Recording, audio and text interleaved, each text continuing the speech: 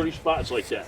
They go around either side of that little just piece of crap, 30 by 30 wet spot, and then we'll go right around the edge of it each time, and we catch lots of fish just in them. But that's an odometer thing.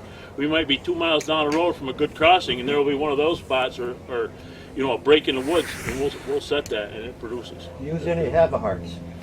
We don't have to, so we you don't. guys forgot more about box traps than I'll probably ever know right now, anyways.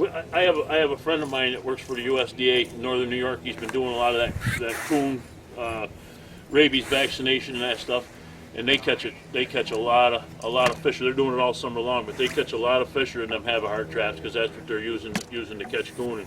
And them fishers aren't scared of them one bit. They'll go right at them. So what do you use for bait for fishers? We use beaver. Beaver, okay. Yeah, we use beaver meat. We like bones. Bones is best. The reason why is one thing, you get the birds pecking on it and chewing it. It doesn't rot down. The bones with a little bit of meat on, a butcher shop is water, set it. If you go 100 yards down the road, set it again. Even if it takes one trap. How about fisher in water? You catch fisher in water? Along the edges. Along the edges. Beaver ponds are Not good. in the water though. Well, no, mink trapping, we hear a few guys do. We don't catch. Yeah. We don't catch a lot there, but usually, generally, we have a fisher set along a waterway. That seems to be a good funnel, a good travel way. Then game trails that run along. Of course, we're in hard timber there, but we have game trails. Almost every creek has a game trail somewhere there, and we'll try to pop a fisher set there. So I'm not saying we wouldn't. I think they hit the trap first. Ground. We're kind of experimenting with it still, but we catch more fisher on the ground when we have a trap on the ground than we do in the air. The air is a bait station. And that's another thing. Most of our sets, I think Ernie and I only run 3 sets with all them animals. And 2 of them, a pocket and a dirt and hole, basically the same thing. We run a lean pole set and a tree. When you got a lean pole set in a tree, and you guys can do with a cage trap, you got a cage trap in a tree, that's a bait station. That attracts fox, that attracts weasels, that attracts coyotes, it attracts everything there. So you got to have a trap on the ground. A foot trap, a dirt hole set, just a simple dirt hole, get it on the ground somewhere. Somewhere within 5-10 yards of that. Fish are $180 right now, or $160, but that $50 fox I'll take any day of the week, and it doesn't affect that fisher set one bit. And invariably, we'll catch the fisher in the ground set if it's there and it's set right. Are you guys allowed to put any conibears on the ground down here at all? No. Not 110s or Unless it's a knuckle cow. We don't really. Ours is kind of. Well, we use the 160 in the hole. Right. That's a very effective set. They could do that with a foot trap, a rubber jawed foot trap. You're allowed a rubber jawed foot trap, correct? Well, really, you're trapping fish, you're really trapping everything. And the same thing with our canines too. Make sure you get something in a tree, or you need something to trap the animals. But make sure you have a foot trap on the ground there for them canines, because they are coming and visiting it. And you don't want to miss any of this. So it says your gas price at $4 or at $3.50. We've caught lots of fishers in dirt hole sets, fox and coyote sets. We've caught lots of. That's for years that them old timers said, the elusive fox and all this and all that. That was a nice thought. That's because they wanted to sell you stuff, and they didn't want anybody to know what was going on. No ground cover. We don't put needle pads. We have nothing. No. The way we figure is, I would rather get 150 sets out in the first 2-3 days there and not catch any animals. And then it starts clicking, and it starts working, it starts banging. Get the and then line you'll out. know, right. So and no we have ground cover? You didn't cover the trap? When I put a trap in, when I put a trap in, this is God's honest truth, I'll have a pair of jeans on, and usually a pair of hip boots, but the hip boots I got rolled down, because I don't like them, they're too hot. I go right down on the ground like this. This is how I make my set.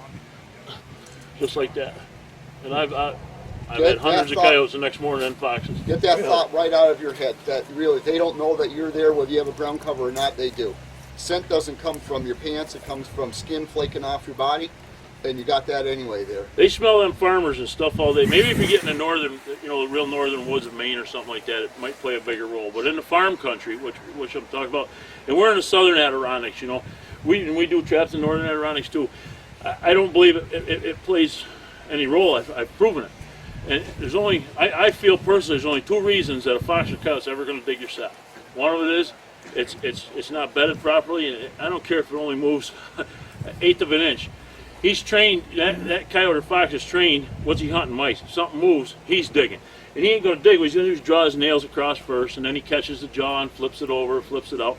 And the other reason is you've got something on that trap that's drawn his nose to it, scent, so he's going to start scratching it like that. contamination or not bedding properly, as far as I'm concerned, are the only two reasons, you know, they're going to dig that trap up. Once in a while, you get, if I'm trapping foxes, I keep my trap pretty close to the dirt hole. You know, you'll get a gray fox that'll dig the corner out, maybe hit the corner of the trap, but I put it right back there and caught him the next day. Trap distance when you're catching both with coyotes and fox, the rule of thumb is 4 inches or as tight to the hole as possible for a fox and fisher. And canine's about 9 inches back where the gentleman was talking about there. We split the difference. We set 6 from the edge of the lip of the dirt hole back to the center of the pan. And the reason we do that is because we want anything you guys do is you're consistently doing. I don't care if you move your trap 2 inches to the right. I run mine lever to the hole, straight on. I figure the canines. I don't want my. I don't want a canine coming across this trap this way and flipping the trap pan. I want him to walk just like a mink or water animal. Partner in crime. No, I don't know. I'll bet you I there's- look it over a lot.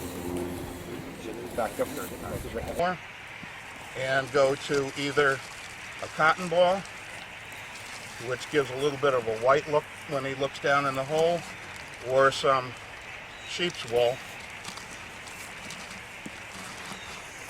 and ball it up, a little bit of lure on it, drop it in the hole, and hopefully it'll give the impression of a mouse nest down in the hole from the dig at.